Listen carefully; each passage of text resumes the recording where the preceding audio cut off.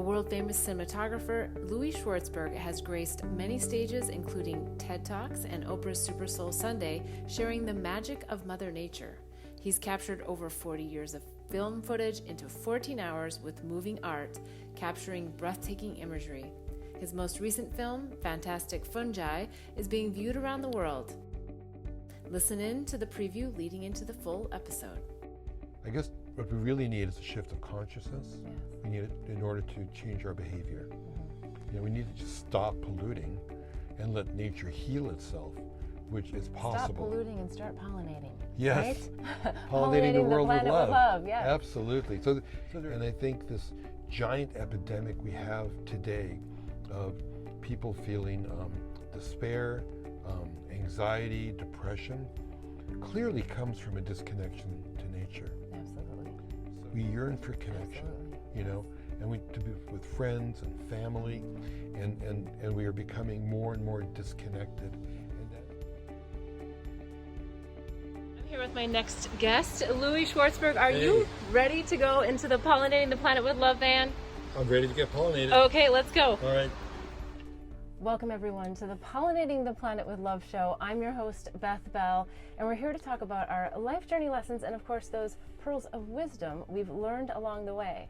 Today's a very special guest. Louie Schwartzberg is an award-winning producer, director, and cinematographer whose notable career spans more than 3 decades, providing breathtaking scenery and imagery for feature films, television shows, documentaries, and commercials.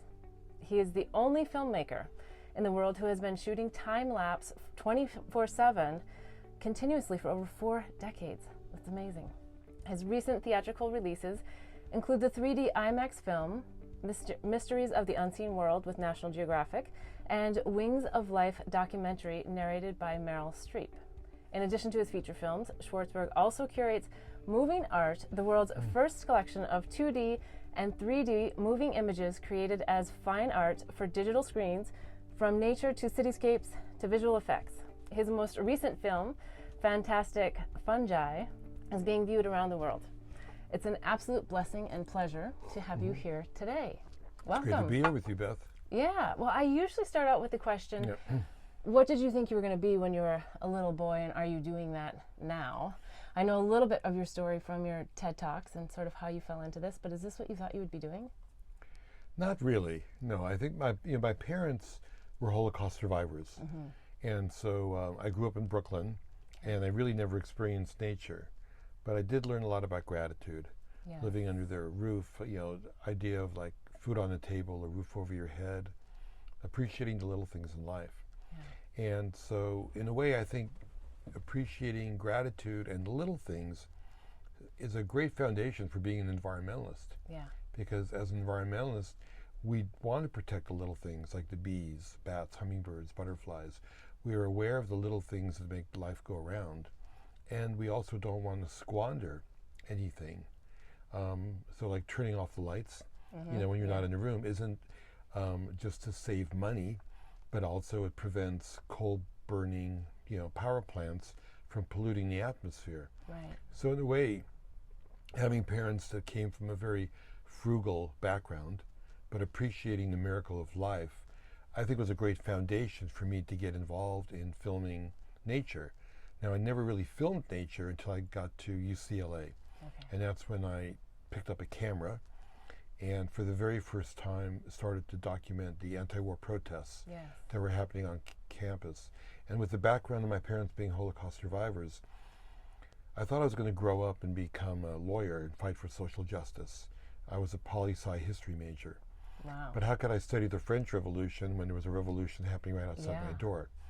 And so I quickly learned photography. We didn't have iPhones back then. Right. So you literally had to learn how to shoot, because the only people who did photography back then, we're talking early 70s, were, journalists and wedding and bar mitzvah photographers. Right. Yeah. Yeah. It was a hobby that people did, right? And so I found out that turning in a photo essay was a lot easier than writing a paper. And the time lapse, so why you got into time lapse photography was also interesting.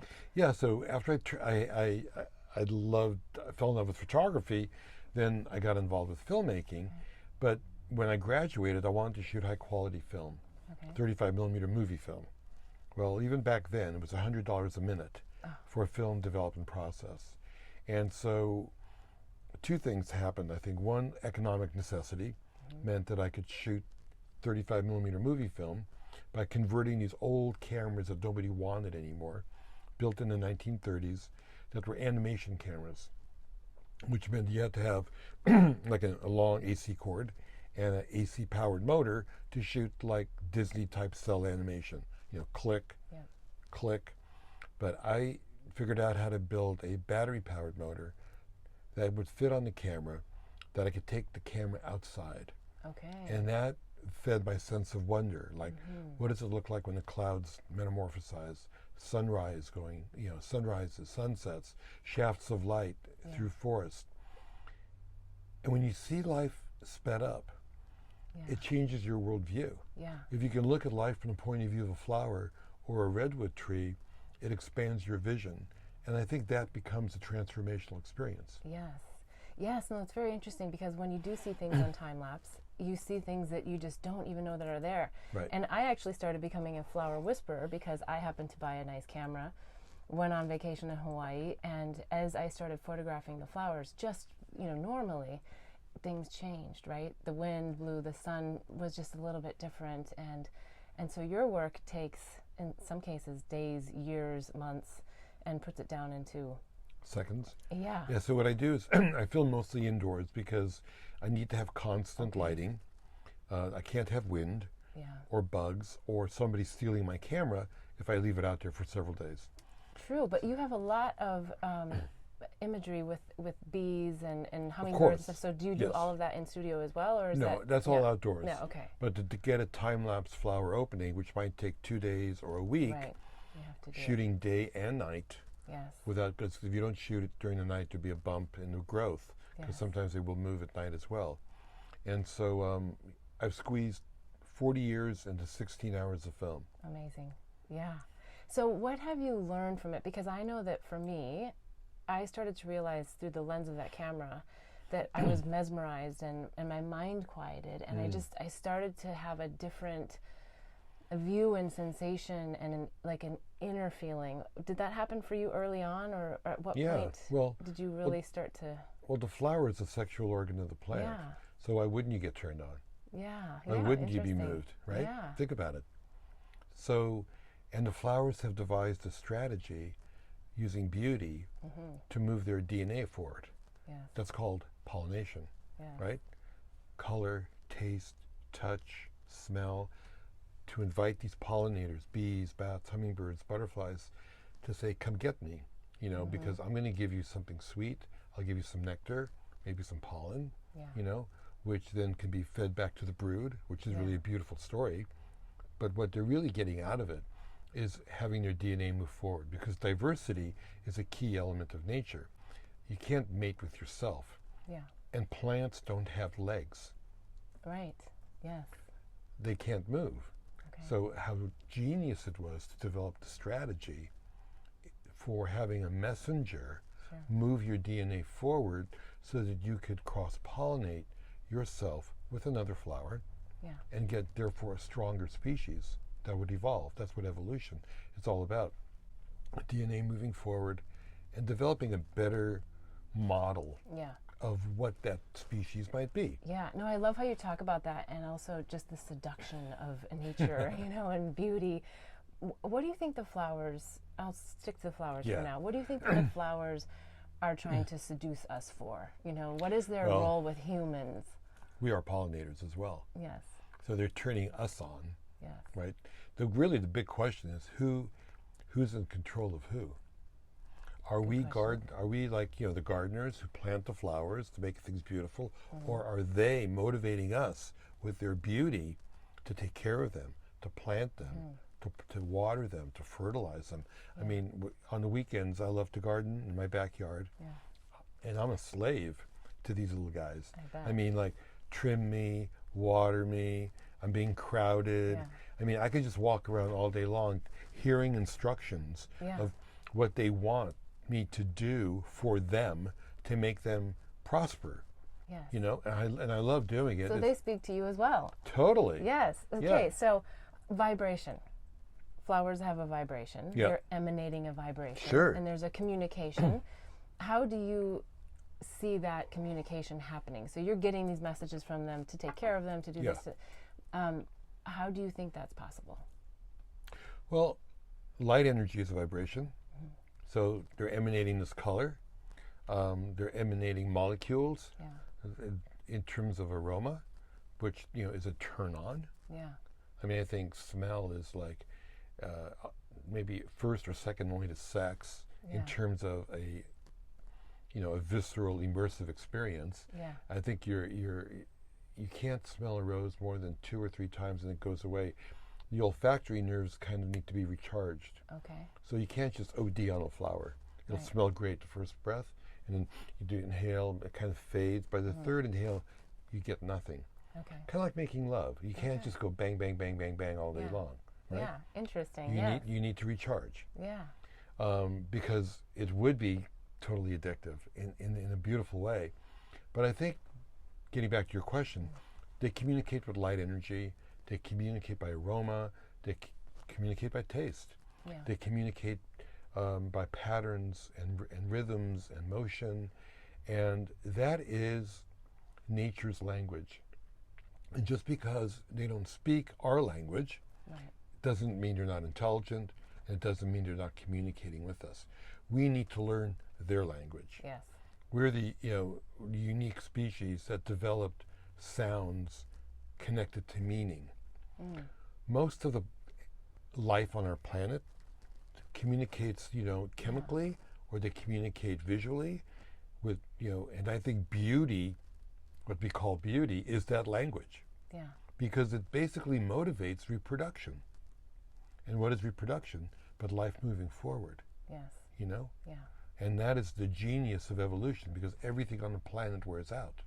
So would you say that it's light language? They're basically speaking a vibrational light language. Absolutely. To us and through us. And so I found it fascinating that more people aren't taking the time to maybe stop and smell the roses, because it brings such an incredible sense of peace and bliss into our lives, and yet we walk by things so quickly without even stopping to observe, right? And so it's interesting that there's something so simple to help people.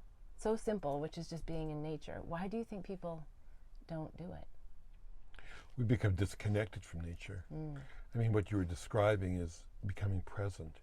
And every meditative or religious practice basically strives for that, which is being in the moment. So, stopping to smell the roses is an opportunity to be in the moment, to be present, as opposed to like thinking about your to-do list, thinking about the past, thinking about the future. That's where we kind of get that monkey mind going crazy. And, a lot of people can't meditate. I really don't have a meditative practice. My meditative practice, I think, is my filmmaking. But I don't sit and meditate and close my eyes and go into the darkness. For me, that's kind of like cold turkey compared to the life I'm living right now.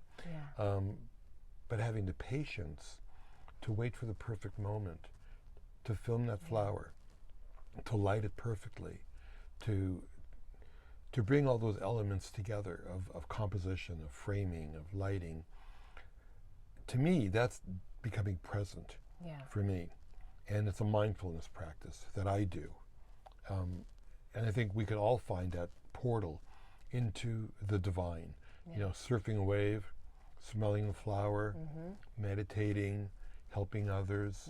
These are all portals into the divine, and we all need to kind of find our own destiny or passion or mission to accomplish that.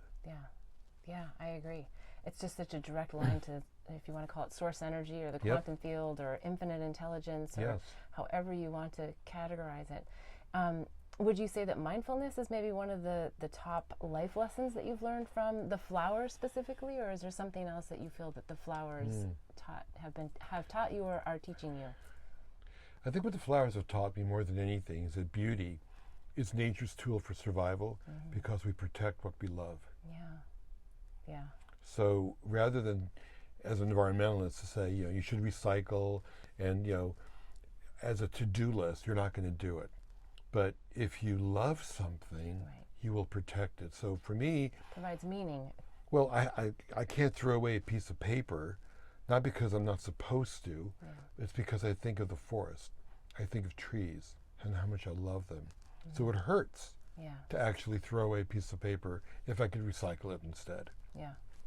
Now, going back a little bit, what was maybe a point where you realized, I'm going to do this full time? Like, this is my career, this is my job, because it started out in university, but Right.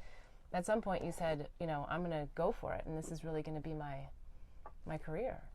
I just went for it. And what's interesting is I think that if you follow your passion, Yeah. you build a career around it. I've actually built not only a business, but an industry. So when I started shooting the flowers, I started to then license it for feature films and commercials. Okay. Nobody previously had licensed contemporary imagery for media. We had archival footage, newsreels from the past. Yes. We had outtakes that were kind of scratchy and old from, movies. But nobody had like a sunrise, or nobody had a beautiful shot of a flower, or a couple walking on the beach. That did not exist. Yeah. So I started that in 1975, and in 1996, Getty Images bought my company. At that point, I had 100 employees, 12 foreign offices, and we were licensing beauty, Yes. which advertisers understood Yeah. more than TV, channels, or even movies, because beauty is a way to grab your emotion and can sell a product. Yes. It was a way for me to, fund getting my kids through school and college. Yeah. It wasn't like a passion that I really wanted to do that, but it was a way to keep my production company going. Yeah. Catapulted. By you. licensing it. And also I have an old-fashioned idea, like I'm not going to sell it. The idea of licensing means that they're giving them a right that they can use a copy of what I have for a limited amount of time. Yeah. So I always wanted to maintain the ownership for my own personal films. Yeah. Yeah. Interesting. All right. Well, we've talked about a lot of really unexpected things about flowers and sexuality and humans and how it all fits together. I want to talk a little bit more about this, but we're going to take a quick break and we'll be right back. Okay. Blossom Bliss products are designed to help empower pure love and purpose in your life. It's through the power of words, flowers, and symbols that our products assist you in creating a blissful life. The power of words in our mini mantra word bar necklaces assist you in setting and blossoming your personal intentions. The affirmation cards leverage the power of flowers by providing daily inspiration. And the power of symbols in our life journey bracelets are great reminders of the things that bring us peace, joy, and love. Products are made and blessed in Bali with love by Balinese artisans who work with empowered hearts. When you purchase jewelry with a bee charm, we donate to save the bees. Join us in pollinating the planet with love. Go to our website, blossomblissbali.com. Again, that's blossomblissbali.com. Okay, we're back with Louie Schwartzberg, and we were talking about flowers and the life lessons that he's learned and that you've shared with the world at this point. Now, sexuality, seduction, flowers, all very fascinating. Recently, I got introduced to a jasmine hydrosol, a jasmine sambac hydrosol. I'm curious what your thoughts are in regards to intaking anything flower, whether it's a spray or something that you take in, and how that might help our connection to Mother Nature, our connection to source energy, our connection to each other. What are your thoughts on these types of... Well, it's interesting. We actually did a book called Flower Revolution with Katie Hess. Yes. And Katie, has a company, and she makes flower extracts that can affect your mood. And so I supplied all the photos, and she did all the writing, which was great. But think about it, like, why would a flower create a molecule that would change your mood? Like lavender to make you relax, or chamomile flowers, ginseng flowers that give you energy. Yeah. The way flowers communicate to us is through chemistry. Yeah. They don't speak, Again, we're arrogant to think that everyone has to talk. This is like, verbal language.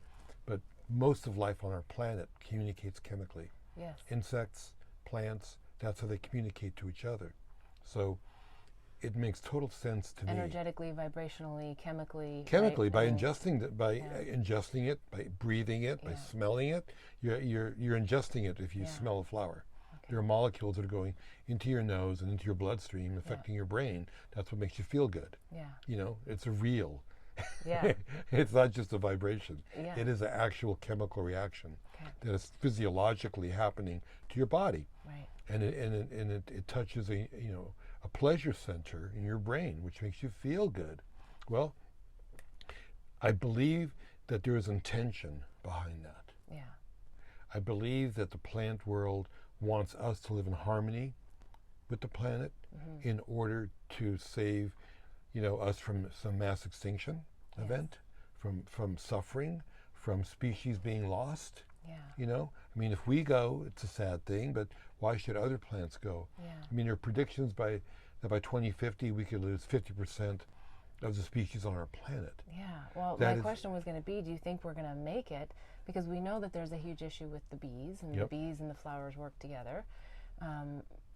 What can we do to help? Well, there's a lot of things we can do, but I do believe, hopefully, we can make it just by letting nature do its thing and being more. I guess what we really need is a shift of consciousness. Yes. We need it in order to change our behavior.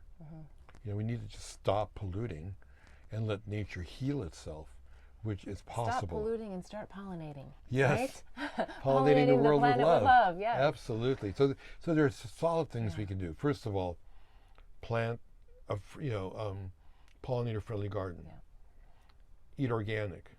Support your organic farmer. Teach your kids how to grow food. Yeah. Anybody can grow a tomato plant in their backyard or on a back porch.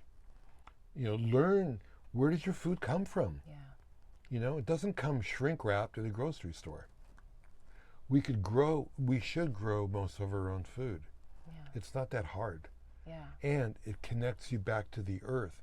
And I think this giant epidemic we have today of people feeling despair, anxiety, depression, clearly comes from a disconnection to nature. Absolutely. So doing these acts not only helps, save the planet, it also helps us with this mental disorder, which is like exploding everywhere. Yes. We have more suicides at a time of potential abundance than ever in our history. The next generation is going to live a shorter lifespan than we are because of the anxiety and stress that these digital devices are giving us. Yeah. It's creating a lot of disconnection from each other. So we yearn for connection. We yearn for connection, Absolutely. And we to be with friends and family, and we are becoming more and more disconnected, and that is creating a giant problem. So for our mental health and our physical health, we can accomplish both by simply becoming more in tune to nature and doing the most simple things like growing a garden in your backyard and growing your own food. Yeah. And the whole mission and movement behind Pollinating the Planet with Love is to help shift chaos to bliss and loneliness to love. Yes. And I think one of the things that the flowers are so great at is helping you reconnect to your inner wisdom, because we have to start with ourselves first, right? We have to go inward to really be able to exude outward and to have deeper connections with each other and community. Now, I've been living in Bali for many years, and I've been on my journey of spirituality and consciousness, and I've had lots of opportunities for plant-based medicine, but I haven't felt called to do it yet. I'm not for it, I'm not against it, I think it's beautiful and it's wonderful, but I'm curious what you would say about plant-based medicine. It could be ayahuasca, it could be mushrooms, because we're also going to get into that whole discussion. What are your thoughts on those, and specific to consciousness, specific to inner wisdom? Well, most historians and scientists would tell you that plant-based medicine, it was really the beginning of religion. It took people outside of their body for the first time and developed consciousness, that we are conscious of us being alive, of self-consciousness. So you have to ask yourself, why would a plant or a mushroom do that? Well, because I think they want us to become aware. And why would they create a molecule that fits a receptor in the brain that is a perfect fit, literally a perfect fit. You take out one little atom and it wouldn't work. Well, that can't be just random chance. In my opinion, I think that there's an intention behind it. Yeah. And the only way they can speak to you is for you to eat the plant. Right. They're not going to talk to you. They're not going to write you a letter or send you an email. This is how plants communicate with one another, is chemically. And so I do believe that in the right circumstance, in terms of set and setting, clearly this has opened up a lot of people's worldview. It has expanded consciousness with a lot of great thinkers. Currently, I'm really interested in the fact that it's being used medicinally for people with depression and anxiety, folks suffering from, a severe diagnosis, end-of-life anxiety, and it's extraordinarily helpful. Now, why is it helpful? It's helpful because all of a sudden they feel the oneness, they feel connected, and when that happens, you lose your fear of dying. It's giant. Interesting. Huge. Yeah. You lose your fear of dying. So imagine you have a physiological issue, maybe it's breast cancer or something like that. You got to deal with that. But do you, on top of that, need this mental this mental weight of, well, what happens when I die? Right. What happens if I die? What's going to happen to me? I mean, that's like, if it's a heaven and hell story, that's not a cool story. Yeah. We need a better story than that. Yes. And if you can feel that it's all one and connected, then you embrace living. And I know from some of the patients that we filmed in my movie, Fantastic Fungi, they're still alive because I think it changed their attitude. Faith can be a healing power. Yeah. People who believe in religion, which is great, if they believe they can be healed by praying, it's measurable, just like the placebo effect is measurable. If you think I'm taking a pill that's going to make me feel better or heal me, there's most studies show a 20% increase in improvement. So belief in something is valuable. And if you believe that, plant medicine can help you in some way, physiologically or psychologically, that's huge. Yeah, it is huge. And I think, from what I understand, it helps bring the magic back, because I get the magic from Mother Nature without, I guess there's some things I would say that I've used that are plant-based. I've certainly taken hydrosols and, essential oils and different things. But it's also about having that toolbox to sort of come back to like the level of magic that the 3D world reflects back to us constantly. And when we get these openings and these opportunities to see from a different level of consciousness, and we come back to where we are in the 3D land, what kind of tools do we need to use to just maintain that difference? I think it's a matter of integration. If you have an aha moment, whatever that might be, skydiving or a plant medicine experience, you're getting a glimpse of the divine. And then you got to go back and do the work. How are you going to integrate that into your life? A good example would be like taking a helicopter ride up to Mount Everest and seeing how beautiful it is, and going back to base camp, and the next day you got to do the trek. You're going to have to hike up that mountain. You saw a peak of it. You got a glimpse of it, but that's it. That doesn't mean you do that every day, nor would you want to do that every day. No, I like that a lot, that the integration aspect of it, and it is part of the journey. It does get you sort of here, and then if you go on vacation to Tahiti, you're snorkeling with dolphins and whatever it might be. Well, you don't do that every day. So you have this wonderful experience. How do you bring that back, when you have to go back to your normal life? We all have to go back to work, to family, take care of stuff, be responsible. We all do. But these peak experiences is something I think that you can nurture and come back to as a touchstone to help you maintain your focus on what really is important in life. Yeah, I like that perspective a lot. Okay, so mushrooms. Yes. Underground system. I'm more familiar with grounding and some of the benefits we can get from just making contact with the soil. Right. But your work is really exposing just a whole other dimension of super circuits or whatever you call them underneath the ground. Share more about that. And how All did right. you get to that? From Well- flowers above ground to below ground to... Okay, so I recently finished a film called Fantastic Fungi, which is about mushrooms. But mushrooms are really the fruit of the organism. The organism is called mycelium. Yes. So it's like the apple to the tree. Okay. Okay? So mushrooms are just, when they need to reproduce, they pop a mushroom, mushrooms put out spores, and it's a way for them to move to different areas where they can prosper and grow. The mycelium network lives underground. It's like a giant internet. And what it does, it transfers nutrients from one tree to another. It's basically a shared economy under the ground, not based on greed, that allows ecosystems to flourish. It's amazing, isn't it? We need to take that model from below the ground, above the ground. That's how we need to live, potentially as a model for our society, for our culture, and for our politics. Ecosystems flourish when everybody flourishes, you know?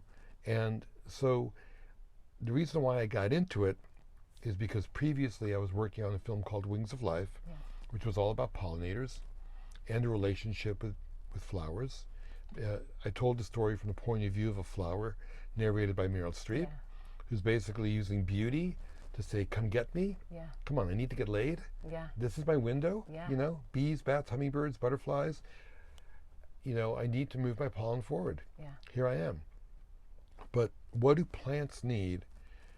And flowers, which are the sexual organ of the plant, but what do plants need other than, besides sun and water, they need soil.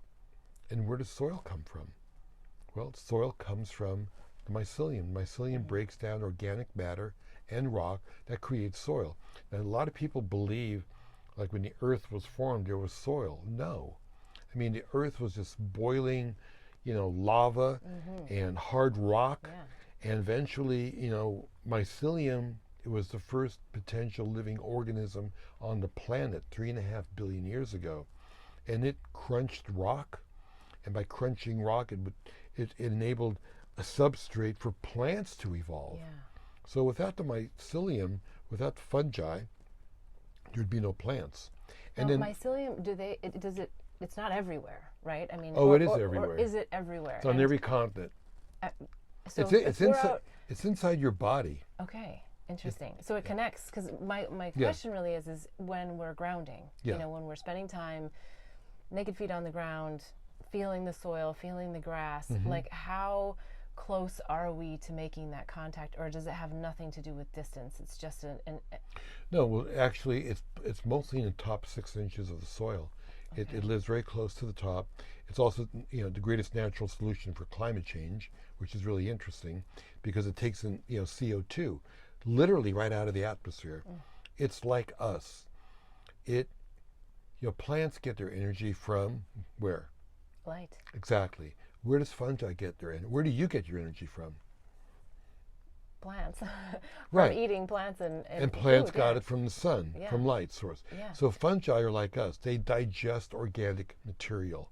Okay. They have an external stomach, which means that they put out enzymes, they break things down, and then they absorb it.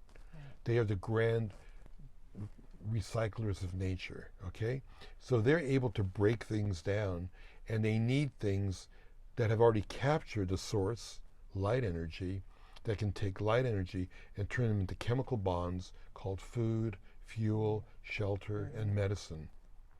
But without the recycling of the plant after it dies, there would be no nutrients for new plants to grow. Because new plants and you need carbon, you need nitrogen, you need hydrogen, you need all the basic atomic, you know, elements Yeah. to create new life. So should we be eating more mushrooms, smoking more mushrooms, drinking more mushrooms? Yeah, What well, should we be doing with mushrooms? okay, well- stepping on mushrooms? Well, mushrooms, that's a big topic. You know, it's very broad. So there are mushrooms, for example, like turkey tail, that have been found to be very beneficial with people with cancer, breast cancer in particular. Lion's mane is being studied now for people with Alzheimer's disease. It's good for memory loss, but it's a boost to the nervous system.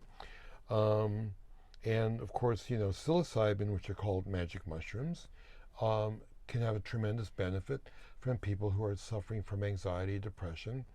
But for quote-unquote people that aren't suffering, it is a portal into having perhaps a once-in-a-lifetime experience where you can have a spiritual transcendent moment. And why not? Yeah. I mean, they've given psilocybin in a trial, it was in Switzerland, to some Tibetan monks who meditate. Half of them got psilocybin, magic mushrooms. Half of them got a placebo. Okay. The and ones, were they in the same building? Were they meditating in the yeah, same? it's the same building. The ones that got the psilocybin said it was one of the deepest, most profound meditations they've ever had. The half that got the placebo were pissed off and basically angry they didn't get it. Right. So they got it the next day. The point being is this, that if I can somehow magically have something similar to a deep meditative experience that a Tibetan monk who's practiced meditation their entire life, if I can get a glimpse of what that experience is like, and what a miracle it is. I mean, like, snap your fingers and you're going to be able to have a similar experience. Oh my God, what a gift. Yeah. What a gift from nature that gives you a window into that experience. Yeah. You know, and it's pretty foolproof. I mean, it works. It isn't like it works half the time or some of the time. It does work. And under the right set and setting, definitely with professional psychological counselors, if people are suffering from some type of issue like depression, anxiety, it should be done definitely in a clinical environment. But obviously there are a lot of people that have had a psychedelic experience and gone out to nature, and it changed their worldview forever. Yeah.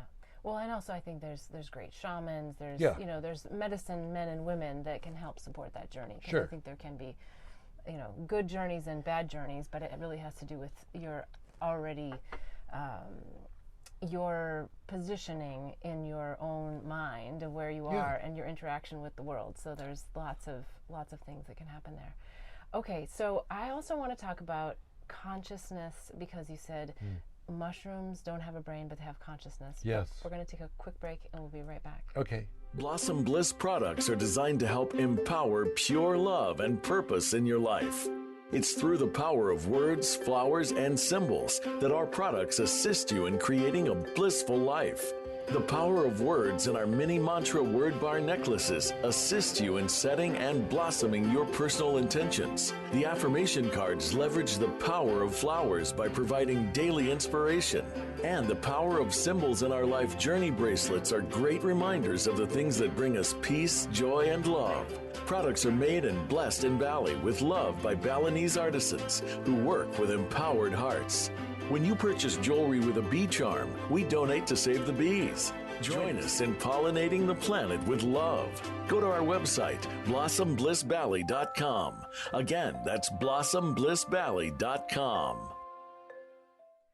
Okay, we're back with Louie Schwartzberg, and we were talking about mushrooms. And I wanted to know a little bit more about the concept of they don't have a brain, but they have a consciousness. Yeah. And how we can apply that to humans, because we obviously have consciousness, and some people want to look at it very simply, but consciousness is an expansion. It's an opening to really see things differently. Sure. So how do we learn from the mushrooms how not to use our brain maybe in consciousness? Well, the first thing you have to ask yourself is, does consciousness come from the brain? Right. It doesn't necessarily. I mean, consciousness, in theory, may exist out in the universe.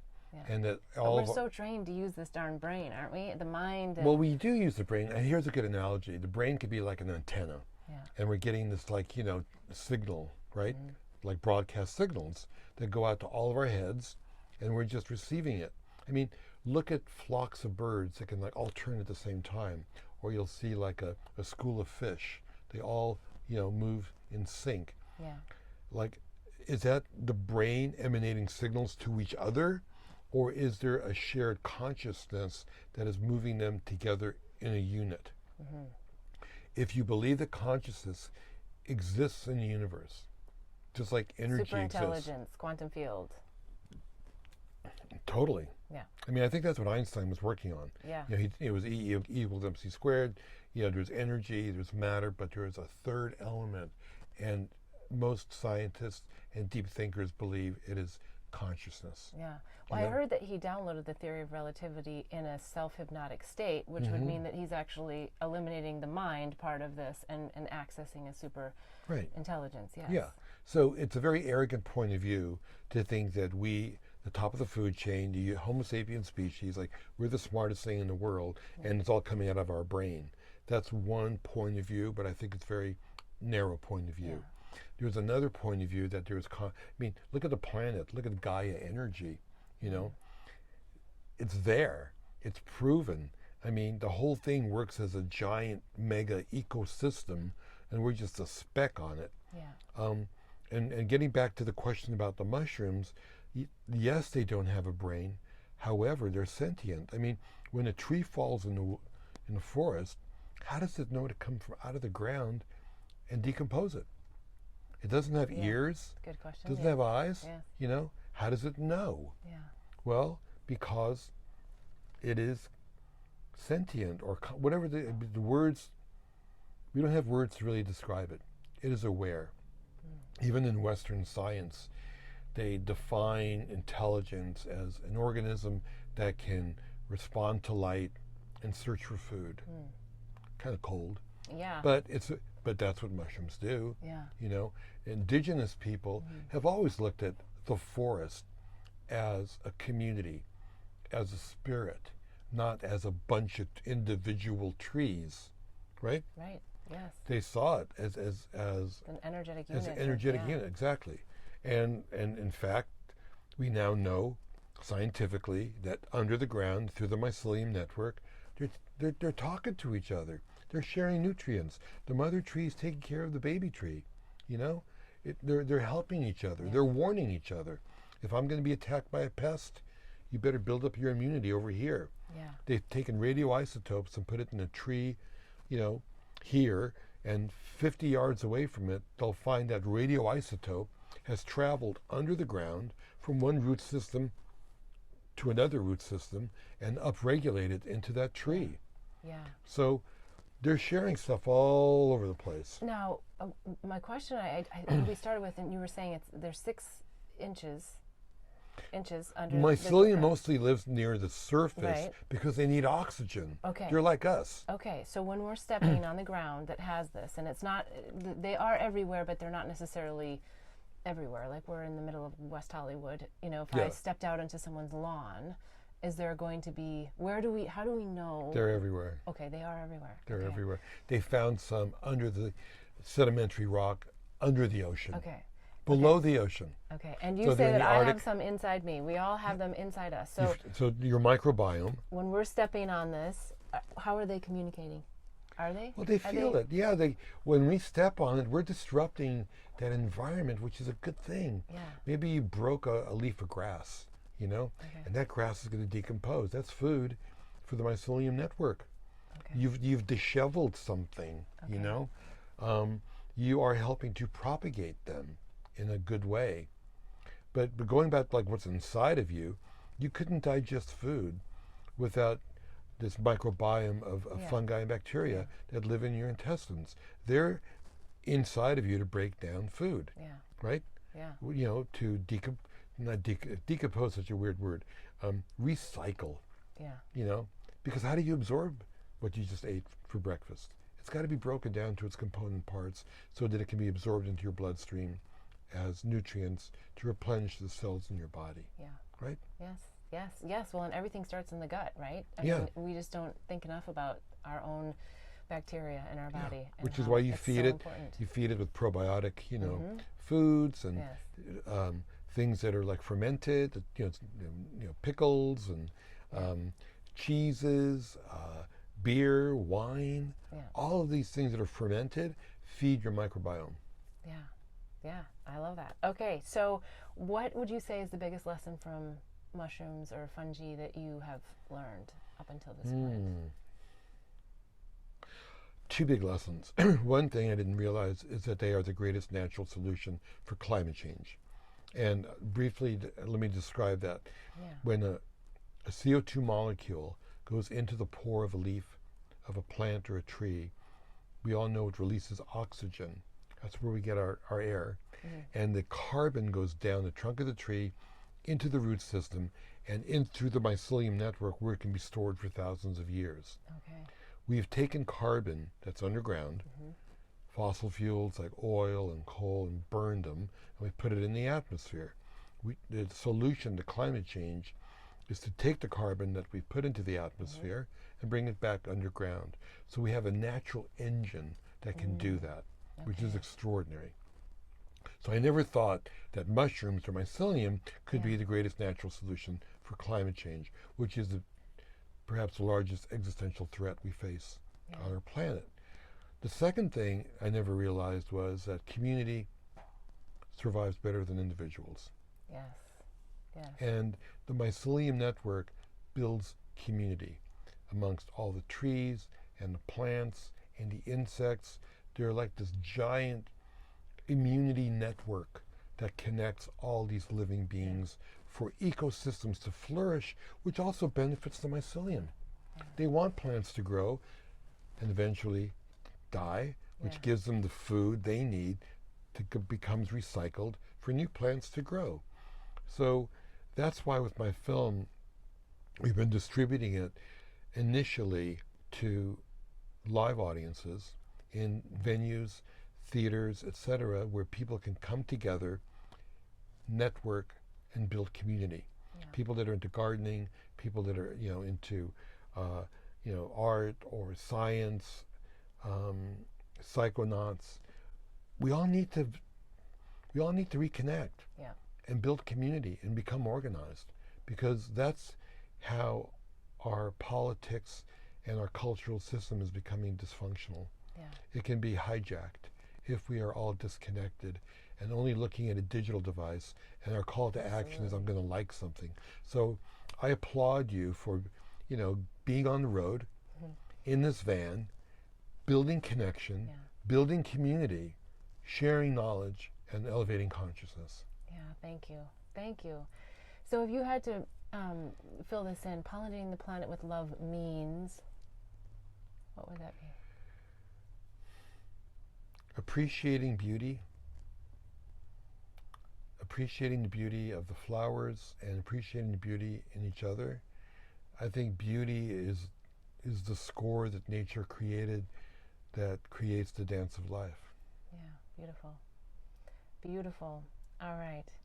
I think with that, we've had an amazing discussion here. Lots of wonderful pearls of wisdom. Anything left that we didn't well, what's next? I meant to ask you that. I mean, I know that your fantastic fungi, that's been in development for years. So and in theaters now, and and without an ad budget really or marketing, we are selling out theaters. Yeah, amazing. Which is an example or an indication of how desperate people are for connection and to have a window into nature's intelligence. Maybe one thing that we really didn't, express, which I find to be extraordinary, because when I started Wings of Life, I discovered, even people that go to university don't know that a flower becomes a fruit, or a vegetable, or a nut, or a seed.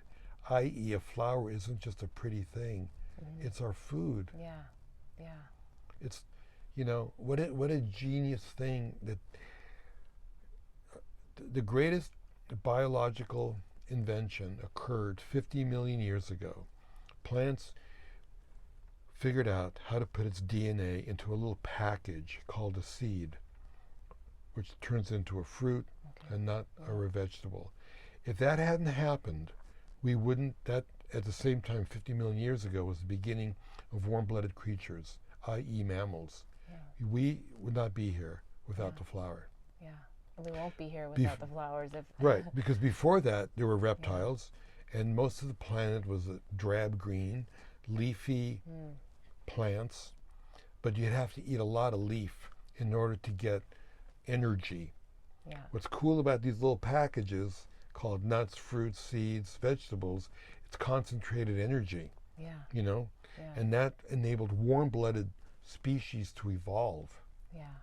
So the flower isn't this pretty little thing. It is the reason why we are here. It's why we evolved.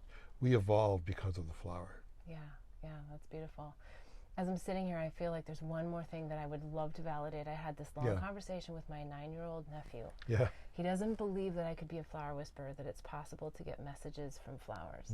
So we tried to talk about it in the sense of vibration. Yeah. And I think he started to sort of come over to the idea of it, but it was hard for him to wrap his head around that.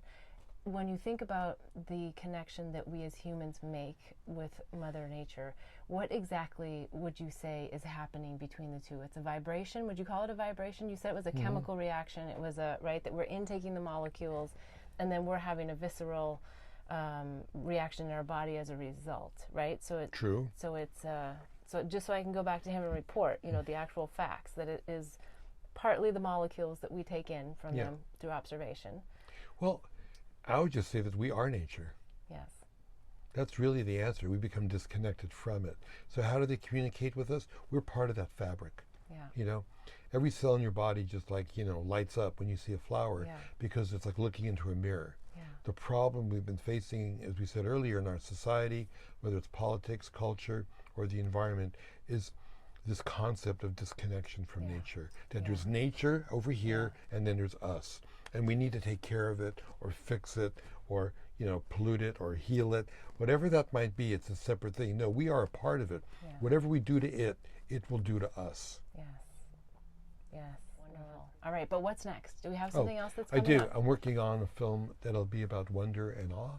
Oh, I like that. Yeah. Okay. Any projection dates, or it's just in maybe a year stages? No, I've been working on everything for more than a decade. Yeah. Maybe a year or two. Okay, wonderful. All right. Well, thank you so much for your time today. This has been wonderful. Appreciate it. Yes, thank you. And until next week, wishing you bliss so that you too can help in pollinating the planet with love. Take care. Hear who's up next when you like my page, Beth Bell Live, and join me each week as I invite a new guest into the mobile recording studio to help in pollinating the planet with love.